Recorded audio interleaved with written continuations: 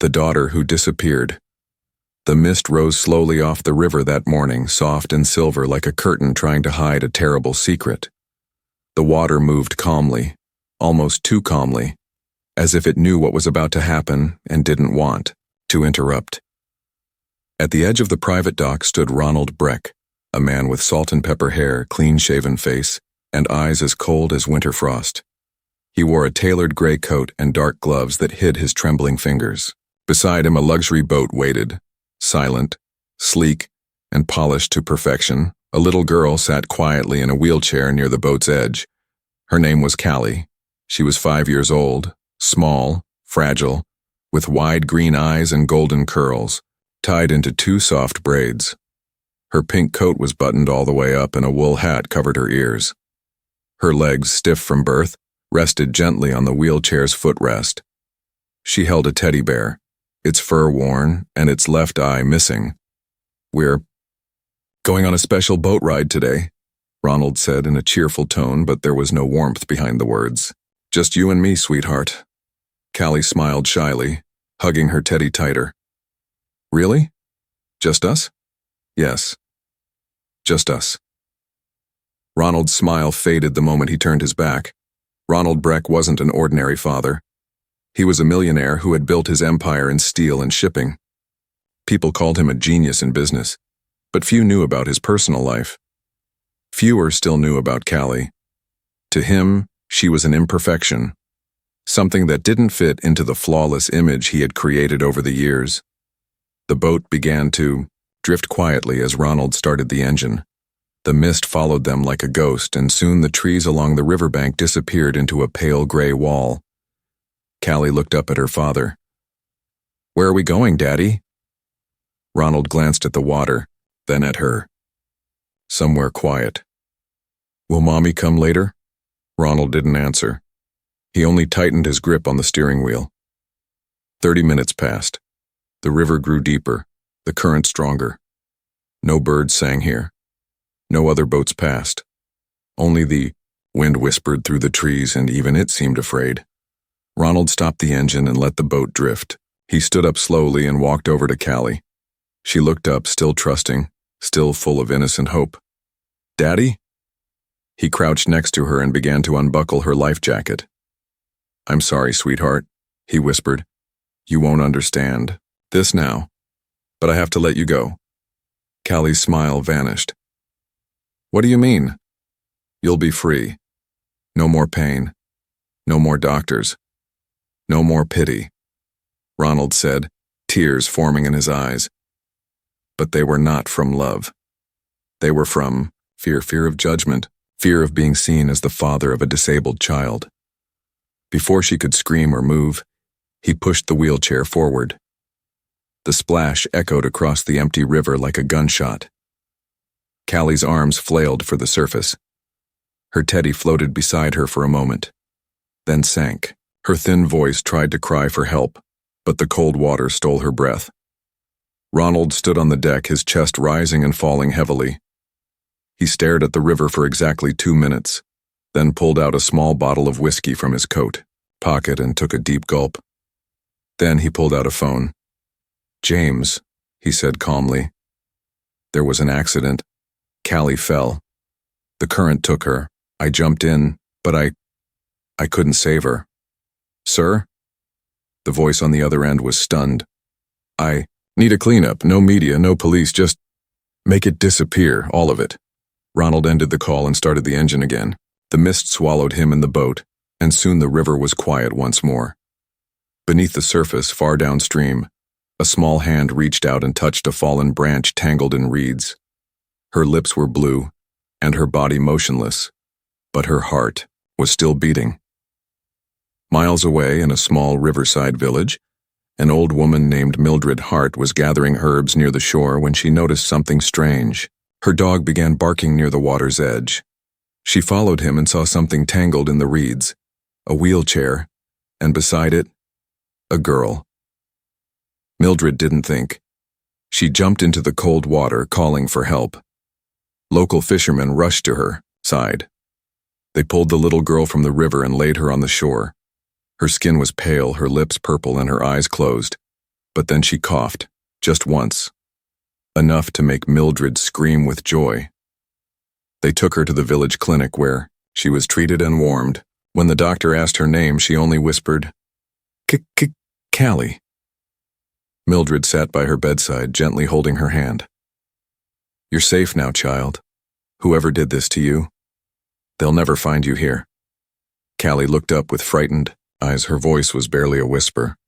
Daddy, he pushed me. Mildred's heart broke.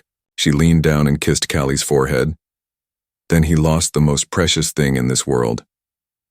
Over the next few weeks, Callie slowly healed. The village doctor wrote her down as a nameless survivor to protect her. Mildred told the authorities she was a distant niece who had lost her parents in a boating accident.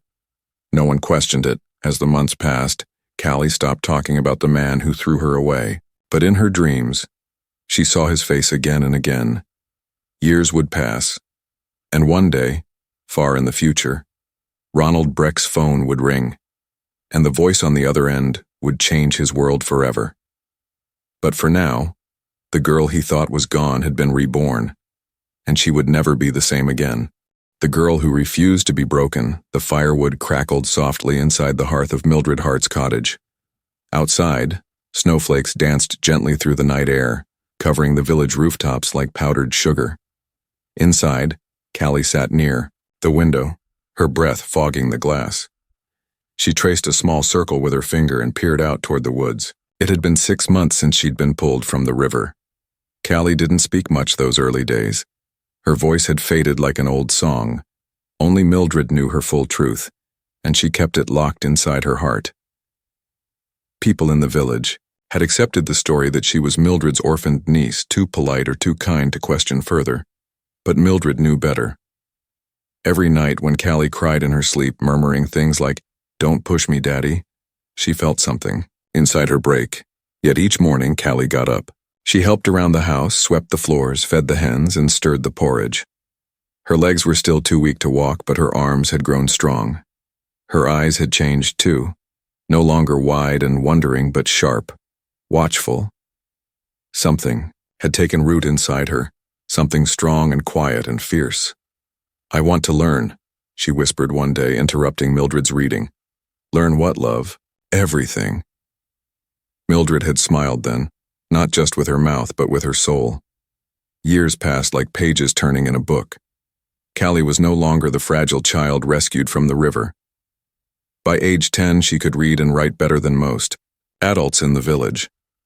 She learned math, science, and history from every book Mildred could borrow or buy. But Callie's real strength wasn't only in her mind, it was in her heart. She built her own tools for her wheelchair. Old bicycle parts, leather straps, and wooden rods became levers and grips. She could fix a loose wheel in minutes. The villagers started calling her Little Engineer, not unkindly, but with pride. At 12, she began writing letters to schools in nearby cities asking for entrance exams. No one replied, so she built her own school. On paper, sheets of arithmetic filled the kitchen table. Science experiments boiled over on the stove. Mildred's garden became a place of biology, and her shed turned into a mechanical lab, full of gears, ropes, and blueprints. But beneath it all, Callie never forgot the face of the man who tried to erase her. The face that had smiled, then pushed. One day, she whispered to herself, while sketching the blueprints for a powered wheelchair, "He'll know who I am." Mildred never once told her to forget. She never said forgive him or move on. She only gave her space and love and safety. But when Callie turned 14, something shifted. It began with a visitor. A stranger came to the village. He wore a dark coat and asked quiet questions. No one thought much of it. "Just a man looking for his lost niece," he said. Mildred didn't believe him. Neither did Callie. That night Mildred woke Callie gently. "It's time," she said. "Time? For what? To disappear again?" Callie didn't argue. She packed her few belongings, including a torn sketchbook full of inventions and diagrams. They left under moonlight, traveling by cart, then train, then foot. They ended up in a coastal town where no one asked questions, and everyone had secrets of their own.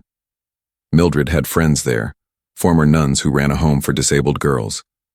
They welcomed Callie like family, but Callie didn't want pity. She wanted tools. By age 16, Callie was winning small science fairs under a false name. Claire Hart. She submitted engineering designs anonymously to online contests. She coded simple apps. She modified prosthetics for kids in the home. At night, she stared out the window at the sea and whispered, "I'm still alive. I'm not done." One rainy afternoon, a package arrived. Inside was a letter unsigned and a plain black envelope with a silver seal. The letter read, "We've been watching your work. We know who you are. We know what he did. And we believe the world should know too." Callie sat frozen for a long time, staring at the paper. She knew what this was. A door. An invitation. But to what?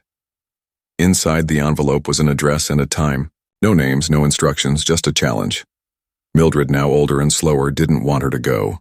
This could be dangerous, she warned. So was being born. Callie replied, her voice firm. She left the next morning. She wore a long coat, gloves, and a backpack full of blueprints, notebooks, and a memory stick holding every detail of her invention, a neural-linked mobility device that could change millions of lives. But that wasn't the only thing on the memory stick. There was also a file labeled Patrick Breck, Buried Crimes. The address led her to an old warehouse by the docks of the capital. Inside, a small group of people waited, young and old, able-bodied and disabled, men and women. They all had one thing in common. They had been hurt by someone rich and powerful, and they had survived. "We call ourselves the second wave," said a woman with silver hair and a steel cane. "The first wave fought for justice in court. We fight with truth, technology, and exposure." Callie listened quietly as they spoke of systems rigged against victims, cover-ups, bribes, silenced voices. And then they turned to her. "You," the woman said, "are a symbol, not of weakness, but of survival. We can help you reach the world, but only if you're ready." Callie looked around the room. Every face there carried a scar, visible or hidden. She nodded. "I'm ready." From that day on, she worked harder than ever. During the day, she studied at a private science academy funded by silent supporters. At night, she worked with the second wave, collecting stories, recording evidence, tracing false accounts linked to her father's empire. Each victory was small, each file another brick in the wall of truth. And with each passing year, her name began to appear quietly in academic circles, in tech conferences, in whispers. Not Claire, but May Hart. A girl born from water, built from broken pieces, now unshakable. On her 18th birthday, she stood on a small stage in a packed university hall. The audience was full of doctors, scientists, and students. On the screen behind her, the blueprint of her invention. "I was born unable to walk," she said, her voice clear and steady. "But I was never unable to move forward." She didn't speak of her past. She didn't need to. Her work spoke loud enough. The standing ovation lasted nearly 3 minutes. That night, as she sat alone in her apartment, her phone rang. "A private number," May answered. A deep voice spoke. "Miss Hart, this is Northern Medical. We are trying to contact the next of kin for Mr. Patrick Breck. He listed you in his updated file." May's blood ran cold. "What is this about?" "Mr. Breck is in critical condition. We found a match in our database. Your file. We believe you may be his biological daughter." May didn't speak. "Would you be willing," the nurse continued, "to speak with him? He doesn't have long." Silence. Then May said, "Tell him I'll call tomorrow." She hung up and stared out the window. Not with hate, but with clarity. Patrick Breck, the man who tried to drown her shame, was now drowning in his own guilt, and she was the one holding the lifeline. But would she throw it, or let him sink? The voice that shook glass towers. The wind howled between the glass towers of the city, as if whispering secrets to the steel giants above. It was early morning, and fog curled around the base of the buildings like ghostly fingers reaching up from the streets. Somewhere high inside one of those towers, a man sat alone in a private hospital suite, staring out across the gray skyline. Patrick Breck, once a name that opened every door in business, now looked more like a ghost himself. His cheeks had sunk, his hair thinned, and his once sharp jawline had softened with illness and time. Machines beeped around him. A nurse had left an hour ago after adjusting his IV. He hadn't spoken since. His empire still existed, on paper. But its soul had been bleeding for months. Quiet scandals had started to surface. A whistleblower here, a leaked document there. Stockholders grew nervous. Board members whispered. One by one, the walls were cracking, and now his body was betraying him too. Liver failure. Late stage. Aggressive. He had weeks at most. And still, the one name he couldn't stop hearing in backroom meetings and nervous investor calls was May. Hart. A name with no past. A woman with no face. But somehow her inventions were replacing his in hospitals. Her designs were winning awards his company used to dominate. She had become a shadow, a soft, persistent echo in every boardroom. And that echo had turned into a roar, across the ocean. May Hart stood in front of a plain whiteboard inside a private room hidden within the walls of Caris Biotech, a firm she had helped create but never publicly claimed. Before her stood 4 people, a young investigative journalist, a whistleblower from Breck's medical division, a retired tech engineer who once signed non-disclosure deals to keep quiet, and a survivor, a woman whose child had died after receiving a defective implant. May looked each of them in the eyes. "Today," she said quietly, "we begin." The projector turned on screen. Blueprints of Breck's products, documents, payments, private memos marked strictly confidential, each one tied to a lie, a cover-up, a name. "Our goal is not revenge," May said. "It's revelation." In the weeks that followed, videos began surfacing online, grainy at first. Anonymous, voices, documents, timelines. At first, the public didn't know what to believe, but then more voices joined. Nurses, doctors, employees, families. What began as whispers turned into headlines. Exposed. Multi-billion-dollar firm accused of hiding safety risks. Families seek answers after medical device failures. Anonymous. Group calls for full investigation into Breck Health Tech. And behind it all, one untraceable signal, signed only. M.H. Patrick's lawyers called it slander. His press team called it fake news. But inside his hospital room, Patrick knew. He knew it was real, and worse, he felt it. He could almost see her, the small hand reaching out of the river, the quiet girl in the pink coat. His shame had grown into a woman with purpose. And now, she had found her voice. In an underground studio in a quiet part of Switzerland, May adjusted her microphone. The team had finished the final encryption layer. Her voice would be altered. Her face blurred in real time. Nothing could be traced. She was about to go live, not on television, but in a way that would be far louder, a live stream scheduled across 20 platforms, translated into 8 languages, targeted to hospitals, universities, newsrooms. The title was simple. "Truth will surface, the anatomy of corruption in medical tech," she breathed in, then spoke. "My name is May Hart," she began, "and I should not be alive." People paused. People watched. From cafes to conference rooms. She told her story, but not her name, not her face. Only the truth. She spoke of falsified reports, bribes to speed up approval processes, how one man's greed had cost lives and silenced. Questions? She showed files, evidence, voices from others who had been afraid until now. The live chat exploded. Reporters sent requests for interviews. Regulators called emergency meetings. And in a room across the sea, Patrick Breck sat watching the entire stream, unable to turn away. He heard her words. He knew the details. He recognized the voice. No matter how much it had changed, she's still alive. he whispered. But he didn't feel fear. He felt something worse, something he hadn't felt in 20 years. Shame. May didn't stop with one video. She released more. Step by step, she walked the public, through the design flaws, the ignored warnings, the vanished testimonies. All facts, all verified. Her team stayed hidden, her location rotated, but the movement grew. Students marched in protest calling for Breck's arrest. Tech conferences disinvited his company. Donors backed out. His business, once too powerful to question, was now too dirty to touch. Weeks later, May received a single letter. No name, no signature.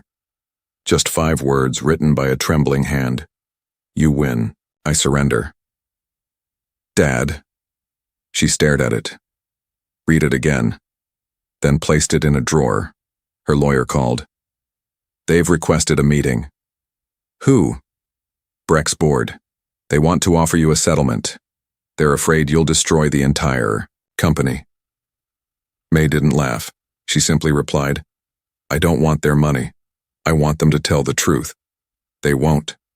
Then I will. And she hung up. That night, she stood alone on a rooftop garden overlooking the city lights. Her powered wheelchair glowed faintly in the darkness, a quiet hum beneath her. The wind touched her face. Not cold, not cruel, just real. Mildred had passed away a month earlier, peacefully, in her sleep. May had held her hand until the end. The woman who saved her never saw this part, this fight, but she had known it was coming. Burn clean, she had whispered once. Not wild, not loud, just enough to light the way. And May remembered. So when she released the final document, the one that listed names, dates, and deaths, she did it quietly. No press conference, no fame, just truth, like a light at the bottom of a river. In a dark office overlooking a city that had once bowed to his every word, Patrick Breck sat alone. His phone buzzed. He didn't answer. He already knew what it said. The board had voted. He was out. His legacy, shredded. His name, tainted. And his daughter, the one he tried to erase, was the reason people would remember his name. Not for power, but for shame. He stood slowly, looking at the skyline, then sank into his chair. The lights flickered, and outside, the city kept breathing, with or without him. The daughter who became tomorrow. Dawn painted the horizon with soft gold as Mayhart wheeled herself along the garden pathway of her private island home. The air smelled like salt and memory. Behind her, the research center she built stood tall. Glass, walls wrapped in green vines, solar panels gleaming on the roof. Birds called to one another from the cliffs, their voices sharp and bright. She paused at the overlook, where waves crashed against the rocks far below. This was the place where she had first looked at the sea and whispered to herself, I'm still alive, I'm not done. But now, she was. Not done with life. Done with hiding. Inside the building behind her, rooms buzzed with quiet activity. Scientists worked in clean labs. Children in wheelchairs played on adaptive playgrounds made from recycled tech. Young inventors attended classes taught by engineers and mentors trained in both compassion and precision. On the front gate, a silver plaque shimmered in the morning light. The Maisie Initiative, no child left behind again. To the world, it was just a name. To May, it was a resurrection. The last 2 years had changed everything. After the final document drop, revealing the darkest secrets of Breck's empire, the world erupted, not in chaos, in clarity. Governments launched investigations. Families filed lawsuits. Regulations were rewritten, and Patrick Breck, he was stripped of every title. His companies were dissolved.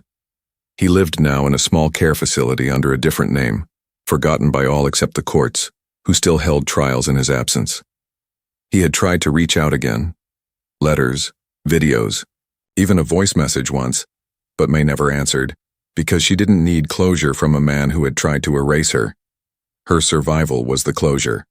Her success, the revenge. May didn't seek fame. She never appeared on camera, never gave interviews without voice filters. Her identity remained protected, but her influence grew. Her inventions, neural-linked mobility, regenerative prosthetics, mind-guided implants, spread across the globe.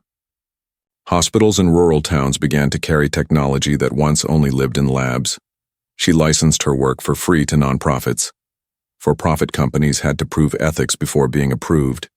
She built systems not just for recovery, but for justice. And still she lived simply. She spent her mornings by the sea, her afternoons in research, and her nights reading beside the fireplace in the cottage she shared with her lifelong mentor's memory. In her quietest moments, she would open Mildred's old journals, full of notes in flowing handwriting.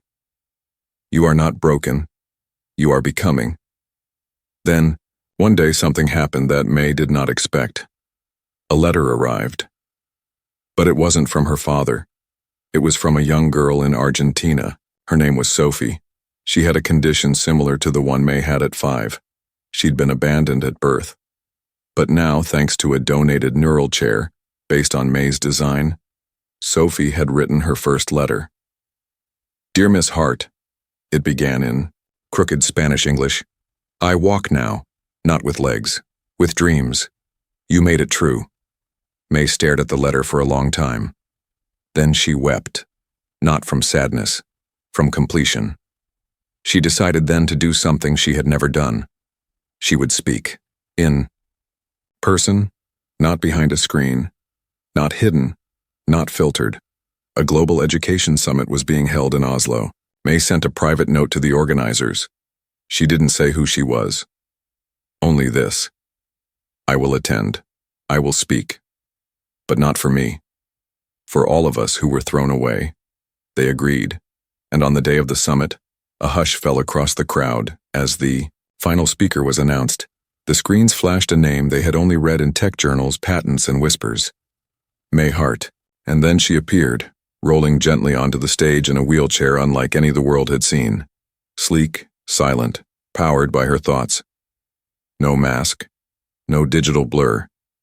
Just a woman, 25, composed, radiant, alive. She looked out across the audience.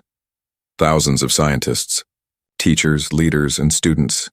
Her voice when she spoke was steady and warm. "There was a time," she began, "when I thought my life ended in a river." The room fell silent. "A man once decided I didn't belong in the world he built, so he tried to unwrite me." She paused, then smiled faintly. "But I survived. And in surviving, I learned something. When the world throws you away, you get to decide whether to stay gone or to come back brighter."